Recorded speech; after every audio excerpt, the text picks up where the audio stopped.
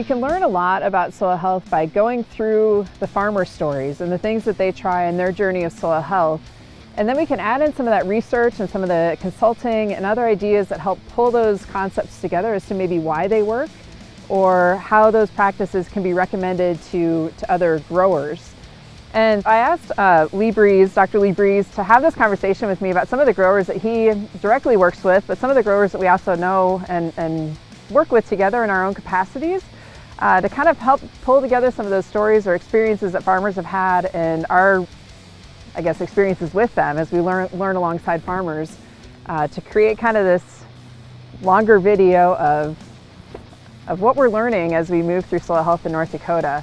And so one of the first growers that I think about are the Hohenhauses, Mitch and Andy Hohenhaus in Lisbon. And this is one that I think I just moved here. And it was one of the first farms we went to together to go and ask about what they were doing. And every field we went into, Lee, you were asking them, why'd you do that?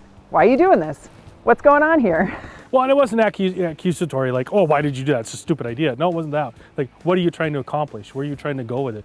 What is your goals? And they're like, well, we don't know. Well, and they did. They just hadn't expressed them clearly and cleanly. Yeah, and asking questions and probing down, okay, what are you trying to accomplish? What are you trying to get at? What are you trying to do here? And then we started getting to, building soil health, managing erosion, fighting some of their weeds, and managing water. Those were all parts of it, but they were doing all of those things in different capacities in different fields. Yeah, and that was one of the first times that we had actually gone anywhere together as a group. Yeah, and I'm curious, what were some of your takeaways from that? First thing I realized is how little I know about agriculture. But one of the things that I learned was how to have these relationships with farmers where you're learning from them and they're learning from you. So like, for example, in that field, I had to ask what chaff was. And I had no idea what it was. I'd never been on a farm really before. And it was great because they could answer it and they didn't look at me like I should have known that.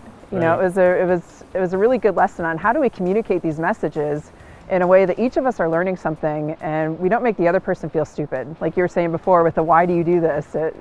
I think that's really important that we actually find common language and that we don't get caught up in scientists being too sciencey and nerd-like and using too many terms that don't communicate clearly. And farmers have their own languages too. Chaff and hairpinning and all these other kinds of things, and down pressure and what they're doing is what does that mean and what is it getting at? Flexing. Flexing off beans, what does that mean? Well, it's a certain way of doing things. And if you don't know those things, it's hard to have that conversation. But just asking the question, what do you mean by that? And what does this do and how does it work? I think part of that is just sharing that information back and forth. And I've learned a lot from those guys and how they're doing things. And it's been an evolution over time. I think that's been the biggest thing, is that wherever you're starting today, you evolve slowly over time and move into different things. Yeah, they're definitely evolving. Every time we go to that farm, they're trying something new. And the neat thing about it too is that though they're trying these new things, they can decide whether those practices work or not based on their equipment, the time of year, their manpower, all those things. But then you and I can come to the scene as a consultant and as a researcher to help make sense of why those practices might be working. Or worthwhile. Yeah. Some of them are like, okay, well, this is cool. Should I do it again? Did it help? What is it going to do? What can we see over time? What is it? Is it worth doing again? Just because something worked out doesn't mean it paid out. So that objective eye is really critical. And maybe that's a lesson for people that are getting into soil health, is have somebody that's objective looking at your operation with you. Not only to have the goals on what you want to do, but then having somebody there that's a sounding board or can look at it objectively with you to decide if that practice is a good idea or maybe not the best fit for your operation. Well, I agree. I think that's a great idea. And I think it's really nice to have those different viewpoints, because we all come into these different things with our own eyes and what we see, what we focus on. So the farmer, in general, what I've seen, the farmer tends to focus on logistics, timing. Can I get it done? Is this going to work? Can I manage the residue? Can I get this planted at the right depth that I want? The consultant's looking at the problems in general. What pests are here? What diseases? Is that cover crop going to be a weed? Are you going to encourage insects or diseases by what you're doing? The researcher has another spin on it. What is your spin in these situations? My spin is, what is the function? What's happening in that soil to make these practices work? Is it, I think sometimes we can get pretty complex in it and think that we can understand soils, but when you get deep down into it, there's still so much we don't know about soils that won't be explained. But that's where my curiosity gets the better of me, and I get excited about these practices and what it's doing to the actual soil resource. And I think a lot of researchers feel that way. So We just talked about Hohen houses and their farming and how it is built over time. Well, we're on another farm right now, Tony Wagner's farm, and that's really what he's been doing for almost 2 decades now, really, is trying one thing and then seeing if it works and then adding another and seeing if it works and adding another and seeing if it works. And one of the easy ones is the cover crop that we're in right now. So we started with things like cereal rye and oats at the beginning, and then we added radish for a few years and see if that worked, and it worked into his system. And then we added flax into that system, and now he's added sunflowers. So it's taken a long time for him to get to a multi-species cover crop that fits and works with his system, but it's all been very deliberate and trial and error. And there were species that we tried that we didn't think worked, and we discarded them. Because you've been working with Tony for 20 years now? Close to 18, I think. Yeah, 18 years, so you're really familiar with this operation. You know, when you first took me out to this farm, one of the things that I noticed is that well, first of all, I noticed that he seeded everything. He was done with broadcasting or even thinking about broadcasting, that drilling it was the best way, because he was treating his cover crop like a cash crop to get the best possible stand. And I don't know if you remember the moment where he decided that was what he... I don't remember the specific year, but I know that was part of the process, because it had started out kind of like, well, let's do the cheap, easy way to get the cover crop in, and broadcasting it in and tickling it in with vertical tillage or just leaving it on top was the cheap and easy way. And those results were really variable. And he's like, well, I'm going to go seed it and plant it in. Was much more successful. He's like, after a couple of tries of the not working and the really working, he's like, well, I'm just going to plant it. And then he didn't have to go back and do a vertical tillage pass. It was a one pass type of thing, and it was kind of done. And then part of that was, as he was upgrading equipment, when his old drill was at its end for this farm, he bought another one that had more capability to do that, to mix more species and do it more accurately. So it became part of his long-term plan, and not just get a new drill, but a new drill that had some capacity to do kind of what he wanted in the future. Well, he leaves his drill hooked up year-round. He doesn't ever unhook that thing, does he? He doesn't unhook it, and he says he doesn't clean it out. I don't know if that's true or not. He just says whatever I didn't plant becomes the cover crop seed for the next field. He does leave it hooked up as much as he can, unless he needs a pull tractor. But it just really, there's no reason to clean it out until the end of the year when he puts it away. And the end of the year for Tony tends to be October, so we're still not quite there. Well, then he also, one of the things I really value about what he's doing is that he's taken his soil, he varies his cover crops by soil type. So I remember that one year driving around, and he had oats on his sandier soils because he wanted it to winter kill, but then he had cereal rye on some of his heavier soils because he wanted it to overwinter and manage water in the spring. And that's been, I think, fairly unique to this operation for what I've seen. Yeah, that's something that I think I've helped a little bit with Tony, just try to fine tune that a little bit. We've gone to treating our lighter soils as an entirely different rotation, almost from the get-go, and the cover crops are an important part of that. The rainfall typically is early and not late, so we get dry late, so late crops, soybean, corn, do not do well in those systems. And high water use crops like the rye and some of the radishes don't do well in those systems. They cause a problem. And so they're custom fit for those different fields, or even parts of fields where he's doing things different. And so he has 3 main cover crop mixes that he uses. He has a light ground cover crop mix, total frost kill. He has the water management mix that he puts in those fields that need that long-term type of thing. And then he has one for salinity that's specifically targeted to manage those saline spots. That's pretty remarkable when you think about it. The other thing I remember learning from him too was that he wouldn't just go, he didn't have to go all oats as his grass and a cover crop mix. He could do 10 pounds of cereal rye if he wanted a light rate, and then 30 pounds of oats. And you know, kind of that, I had always had in my head, well, if you're gonna use cereal rye, you're using all cereal rye.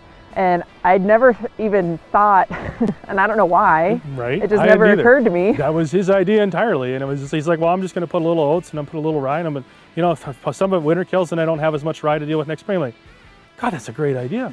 I never thought of that. And this was years ago that he was doing this type of stuff. So that it's those types of things. And now it's one of my main recommendations. You don't have to go all in on any one species, and they can have similar functions. But if you're worried about having too thick a stand of cereal rye in the spring, reduce your rate.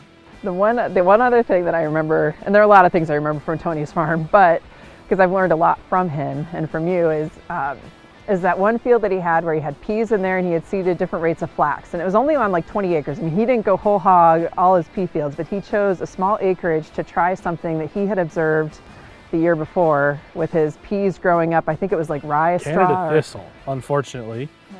It was a weed, but anywhere that the Canada thistle was there, it was easier to harvest the peas because they were standing taller. And that was one of those excited phone calls. So one of the things I love about Tony is he'll call me very excitedly with a great idea. And like, okay, so I saw this thing, it was really cool. What do you think? Well, how can we replicate this? And it was several discussions throughout the winter. We finally settled on flax just because it had some straw strength to it and it has similar resistance to the herbicides that we needed. And we thought maybe it would work. And it wasn't something that was never done before. People have used flax as an intercrop in other places. We just hadn't done it here. And so we tried it on a couple of different rates and a couple of different spots. I think it was successful. We wanted to do it again this year. It didn't quite work out for the weather, but it's the way it goes. That's one thing that Tony is frustrated with, is that it takes a whole year to learn something new and to move through that process. And I know that, but he understands it. And I think he's managing his risk really well by taking his time and being patient. One of the things I remember is the saline spots in particular, where we were smelling the soil. You remember this? Oh, I do remember that. That was a great day. So we're going out and this is not a scientific assessment. This is not whatever. But I think most farmers know the smell of good earth. I think most people know the smell of the good earth, and you just that earthy smell. They make candles out of that type of smell. There's a reason for it. We like that. And so we were able to do that. We went into the well-grown crop, a good cover crop place that was doing really well, and we smelled that soil, and it was a beautiful earthy smell along with the beautiful aggregates. And then we went to the saline spot where there really wasn't any plant life, there wasn't a whole lot of microbial life, and we smelled it and there was nothing. It was weird. It didn't smell bad, there was nothing. He was pretty jazzed about that day, I remember. And that's something I think, to even think about as a researcher and extension specialist, doing the simple things like that with a farmer in the field, or the learning process and that learning alongside. And I mean, I forget to smell soil. I hadn't smelled it in years, but that made a difference that day to understanding what was happening. And that was a pretty cool day too. There's another farmer close by to where we are that I've gotten to know through you also, Lee Troutman. And he's in the Jamestown area too. And well, first thing I think about Lee is that he's just happy all the time. Yeah. He's got a great Even this personality. year he's got a pretty good, yeah. When I think of Lee, I think of Lee Troutman, I think of precision. Yeah. And I think that's really what he specializes in. Well, I think Lee has a strong passion for the equipment and making the equipment do what he wants it to do. And so he's the guy that's always tinkering, building, fixing, making, creating. There's pieces of equipment in different levels of engineering, and he's able to look at that equipment and say, okay, I want it to do this, and I can make it do this, and I can make it do that. But he wants to get it down to different spots and different precise places. One of the precision things that he's trying to do, and we're still working on this, is variable rating the cereal rye in the corn crop as an intercrop cover crop. And we have a long way to go on that one, but it makes a lot of sense because the next spring we tend to have too much growth in the lighter soils and not enough growth in the wetter soils. And so the idea is to put lower rate on the hilltops and a higher rate in the low spots and a medium rate on the side hills. It's been challenging to get that to work. And I think one of the reasons is where the soils are lower, it tends to be we have more canopy, more competition from the corn, and we don't do as well. On the tops of the hill, the rye does pretty well. So even though we're varying the rate, I don't know that we're seeing the growth differences we thought we would see. Yeah, that sounds like a tricky one to do, especially the interseeding corn on 30-inch row spacing. But then he got curious about 60-inch, right? I mean, like a lot of other farmers, he wanted to see what 60-inch might do for his cover crop. And yeah, and this was standing in the shop. He's like, I can make a plant 62,000. I can make a skip row. That's no problem. I can do separate rows on the other side, and I can figure this out. He's like, that's easy. That's an engineering problem. I got that figured out. So that really surprised me because that's not how my mind works. I'm on the plant side. And so we talked about what kinds of ways can we do this? What would benefit your farm? What are things to look at? And Lee actually has a dedicated field for his on-farm research. It's a small little piece that is not very efficient in general. And he's just decided that he's going to grow a crop on it, but it's going to be his test plot, his research area. Did you know he plays farm simulator in the combine when he's waiting? oh, seriously? Oh yeah. So when it's too windy to spray, he'll send me a picture of his farm simulator. He's farming while he's farming. Wow, that's farming amazing. on the video game while he's farming. That's how into this he is. So he loves driving his combine. That part is really part of it. And then he made his combine adjusted for those 60-inch rows for the tall standing cover crop. So the cover crop he harvested for a neighbor on 60s was 4 feet above the corn. And he was able to engineer a little piece that was easy to put in there to push that down without destroying it and harvest the corn right next to it. That's pretty amazing. I remember he also was really good about splitting the field, as I Oh, kind of yeah. remember. I mean, that's something he likes to do. I remember that in one field we were walking out there and he had rye on the whole field and he was planting a soybean into rye. And he terminated the rye everywhere but where he felt like the soybean stand wasn't good, and he just let the rye grow to compete with weeds. And I think that was just a really good strategy because he didn't have to go back in and do anything with it. Yeah, the cover crop was already there. It was already growing. It was already successful. It wasn't another pass. You didn't have to drive down the rest of the crop to do it. Yeah, I think a lot of these growers are starting to treat their fields less like a field of quarter section or 80 acres or 40 acres, and they're treating it more like, okay, this area needs this and that area needs that. And it's that precision placement of things. And it doesn't necessarily take a satellite or a precision map or expensive technology to do a certain practice in a certain place. So do you think that precision agriculture could be considered a soil health practice? I mean, is that something that... One of the goals is always should be profitability. And I think precision ag that's one of the things its main goal is profitability. But at the same time, erosion management and weed management and those types of things are part of that too. But you have to, I think for you to be successful at building soil health, it doesn't just happen. I think it's part of a system, and I think it has to be in your goals, in your statement of purpose for that area, that you're going to work on it. Otherwise it's too easy to abandon or too easy to let it fail because you didn't put time and effort into it. I've heard a lot of that from farmers to say when you switch to soil health practices, you have to change your mindset from I'm going to try this to I'm going to make it work. And that comes down to another farmer that you and I both know, Joe Brecker. And he's been doing these things for 40 some years, 42 years, 41 years using no-till, but he's made it a system by incorporating cover crops probably 22 years ago into that system. Long before I ever saw him. Yeah, I joke around because the year he started doing no-till is the year I was born. So it's easy for me to remember that.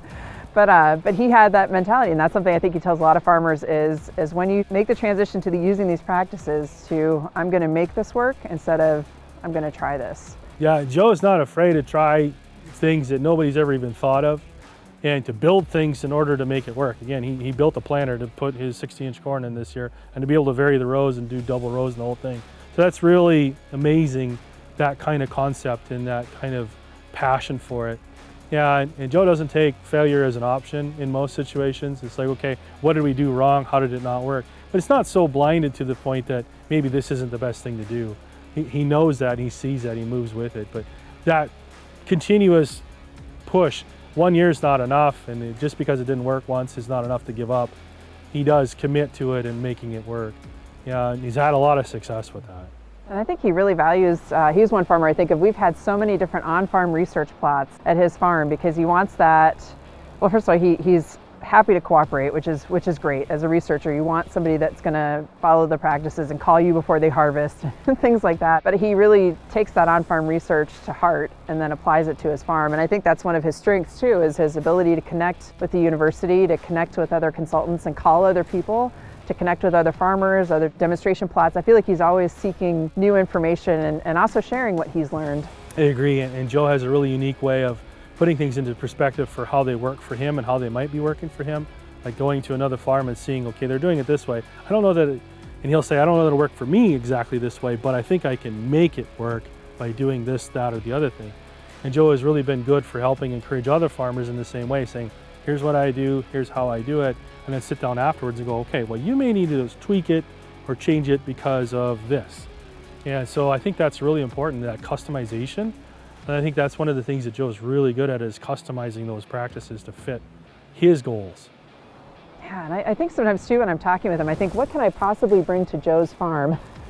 And I asked him that one day, and he just said the excitement. He likes to go see farmers that are just getting into this and see what they're trying, and not even offer advice, but just to learn about their systems, because it reinvigorates him to keep learning more and to keep trying more and doing more, which I think is pretty cool. I think a lot of farmers just starting these practices might say, well, gosh, that farmer's been doing this a long time, he doesn't want to help me. He's just here to give me advice. Well, it should always be a two-way street, and I think he really values that information he gains from farmers starting out and farmers that have been doing this a long time. I mean, he's just gathers information all the time. Yeah, you see that, and you get that right away when you meet Joe and talk to him, that he's interested in not just what it is for him, but what it is for you. Talking about that persistence and finding a way to make things work, there's another farmer that we both know from Ontario, and that's Woody Van Arkel. I see Woody as a persistent guy too, with some really, really interesting and creative ideas, and he doesn't just give up on things, but at the same time, he's wise enough to know when to step back and reevaluate, gather more information, and then push forward again. Yeah, and he puts his failures out there.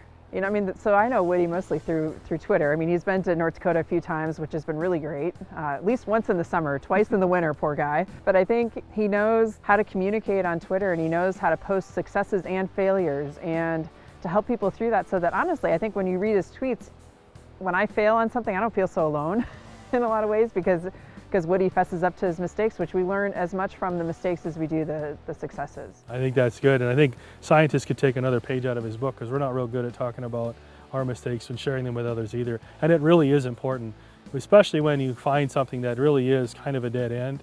And Woody will tell you that, hey, I tried that, but here was a dead end, and here's why. And he'll also have, well, it might go this way, but I'm going to take a step back and not go that direction right now. But he's always trying new things and pushing to new things, and that openness too of a big part of Woody's is the same thing with Joe, is trying to communicate clearly with other people who are trying new things without making it too complicated, or the one way is my way and the only way. Like, there's several ways to do things, and to just try to share information openly. And curiosity is another word that comes to mind when I think of Woody, and a lot of these farmers that we work with, is they're just so curious about the next thing out there, how that practice they see somewhere or hear somewhere may work on their farms. And I think that curious nature is probably what a lot of soil health farmers have in common. I think so. And probably us too. I'm curious about all these things that are happening. Yeah, I think it's not okay to just go, oh, yes, no, maybe. The why and the how, and how are things interacting, and well, maybe that will work. And I think that's really a big part of that when you have these discussions with these people, is I think when you're looking forward to this, is having an open mind and just saying, well, maybe this will work. Maybe there's something here that we didn't know before, or something that we could find that will really be beneficial. You went and visited Woody's farm, and he no-till sugar beets, correct? Yes, he has no-till sugar beets. I think he does more with strip-till sugar beets, but he has done strip-till cover crops in the sugar beets. He's done some bio-strip-till. He's done a lot of different things, but he's no-tilled them, and he made it work. And again, I think he's still refining these practices and how they fit, and which ones he's more inclined to do, but at the same time, he's not afraid to try them. And I think it worked better than he thought it would work. There's some things we know, like, this isn't reinventing agriculture. This is just tweaking and making things better. Like, we know that there's certain levels of fertility that you need, there's certain placements of seed that you need, and certain types of competition are not okay. You know, we've found that with cereal rye and corn. It's not been good. 9 times out of 10, it's been problematic for us. And we know that. That wasn't anything new. Corn doesn't like competition. But I think, yeah, a simplification thing, but you don't have to be on the newest trend, right? You don't have to be on the cutting edge. Sometimes 1 or 2 cover crops is enough. Reducing tillage by 1 pass is enough. It's a step in the right direction. I think we can't discount that in a farmer's operation just because they're not growing a 12-way mix, but they have 3 in their mix that they're consistently using that are effective, and they can get a lot of ground covered. I think of a lot of, some of the crazy things that we see, or maybe just on a quarter of land, but I see a lot of, I'm really impressed with seeing 2,000 acres of cover crop that's simple, that it doesn't have to be super complicated all the time. It just has to make sense to achieve the on-farm goals and make money. Yeah, the goal is not the competition of who has the most cover crops, the most acres of cover crops, the most species diversification. The goal is to managing your soil well and protecting it and increasing its value and productivity if you can, and managing your pests in that system. And it doesn't necessarily take a huge amount of effort or time to do that. It takes time to refine it and figure it out. But I guess I'm not entirely impressed with high species diversification. Like, I think that can be neat, and in certain situations I think it fits, but I don't think that's for everybody. I mean, sometimes 1 or 2, like you said, is enough. It accomplishes the goals that you needed to accomplish, and that's fine. So now, one other thing that crosses my mind, that's just because this is a little fresh for me and talking with a few growers, is it's been a really challenging year couple years for us in this region, and that whole thought of are you giving up on soil health if you make a tillage pass, or are you showing that system is a failure to your neighbors because you're going in and you're working a field to get the ruts out? And I keep thinking of all that pressure that people probably feel as there's some of the individuals in an area doing these practices, but also that the most important thing is to get a crop in the ground. And so if you have to do a tillage pass in the fall, you do what you do to get the job done. Well, yeah, I guess the metaphor I used in a conversation like this not long ago, if you break your arm, you don't just wait for it to heal itself. You go to the doctor and figure it out. And if it needs to be set, you should probably set your arm so that it heals properly. And I think that applies directly to the ruts. Like we had some really wet falls, some terrible snow events, and they had to get the crop harvested. And there wasn't time to wait for that to happen. So they had to go out there when conditions weren't right. And we know that wasn't right. They had no other choices in that situation. We did have ruts in those systems. So now, just waiting for that to heal on its own is not going to work. So mending that with a tillage pass is a similar thing of going to the doctor and getting your bone set. Don't do it any more than you have to. I'm not going to get my bone reset again after it's healed, but heal that and let it recover. I think one of the things that we forget on this soil health journey is that, yeah, there's a delicate balance between all of these things, but the soil is actually really resilient. It's a beautiful benefit for us. It's one of the reasons why several things can work, several practices can work, but it's not so fragile that one backstep or one recovery event is going to derail the entire thing. It probably sets you back a little bit, but it will heal again. And you have all the tools to make it heal again. I mean, that's the thing. I look at all these tools that these farmers have built up over the years. They're just going to be that much farther ahead if they try to repair a field. They're going to know exactly what they need to do to make that happen. It seems like that. Like, we've seen that with these guys as it progressed. Like, they've done it with their fields and learned the practices. They'll pick up a new piece of land and they were able to implement them in a much faster way. But I don't think it's just the tools. I think it's the skills about when to apply the right tool, when to measure it and meter it out. So I think it's a combination of gaining skill while you're doing this too. And that's why you can't just jump in with some crazy practice. I don't think that works well. I don't think the grower's ready for it. I don't think the skill level is there. I don't think that the ideas are well formed and the goals are well seated. Even if the goals are well seated, maybe you don't quite have the equipment figured out yet. Maybe you don't quite have the species figured out yet. Maybe you don't quite have the timing figured out yet. This is why I don't particularly recommend jumping in whole hog in a big high level. I think that can be a very risky proposition. Can it work? Absolutely. But I don't think that's the recommendation for people to start with. There's a lot to learn.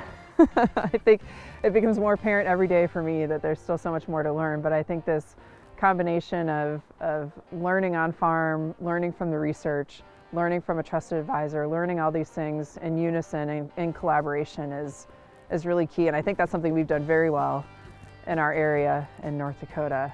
So hopefully encouraging those practices and those collaborations in other areas is a great thing. That farmers who are trying these things reach out to the university, reach out to other trusted advisors, other farmers, and build those connections and create that network that's going to help you make decisions with the least amount of risk. Right. I mean, that's the name of the game, is to do this without a lot of risk. Well, and I think that the researchers need to ask what farmers need from them. I think the agronomists and the trusted advisors need to understand what knowledge is valuable to bring back. So it really needs to be this two-way street all the way around as a communication effort. And I think that's really critically important, that there has to be listening on both sides and there has to be understanding on both sides. And respect on both sides. Agreed. I think that's the point. We're going to continue this journey. We're going to take it slow and understand, but we're going to communicate and listen more. That's what I really would encourage, that group formation and listening and understanding and moving forward together. Nobody's got the answer, but together we can figure it out. Absolutely. Well said. So we'll end it there.